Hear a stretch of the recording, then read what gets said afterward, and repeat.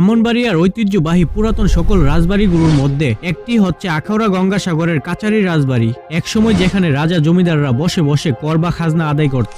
বর্তমান সময়ে কেউ কেউ আসে ফটোশুট এবং ভিডিও শুট করার জন্য, আবার কেউ কেউ আসে অস্বাস্থ্যকর খাবার বা করার জন্য।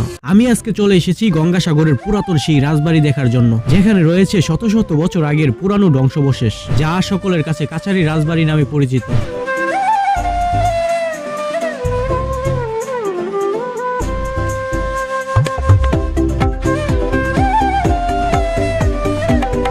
প্রতিনিয়ত এখানে মানুষ আসে ফটোশুট এবং ভিডিও শুট করার জন্য। তারই সুবাদে আমরা এখানে আসি ডকুমেন্টারি ভিডিওর জন্য।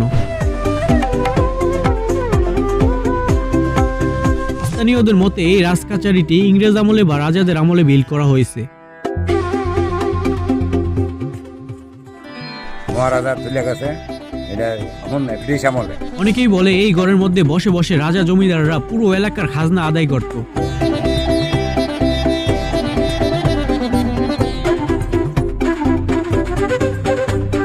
কাচারির পিছনে বিশাল বড় একটি দিঘি রয়েছে। শোনা যায় ওই দিঘিটাও রাজাদের আমলে তৈরি করা হয়েছিল। এই রাজকাচারি অনেকের কাছেই রাজবাড়ি হিসেবে পরিচিত।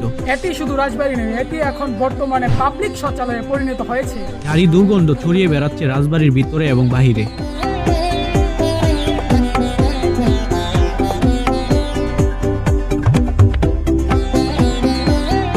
আপনার যদি পুরাতন রাজবাড়ি দেখার ইচ্ছা থাকে তাহলে চলে আসতে পারেন এখানে। লোকেশন আখাউড়া মুগরা ইউনিয়ন ভূমি অফিসের পাশে।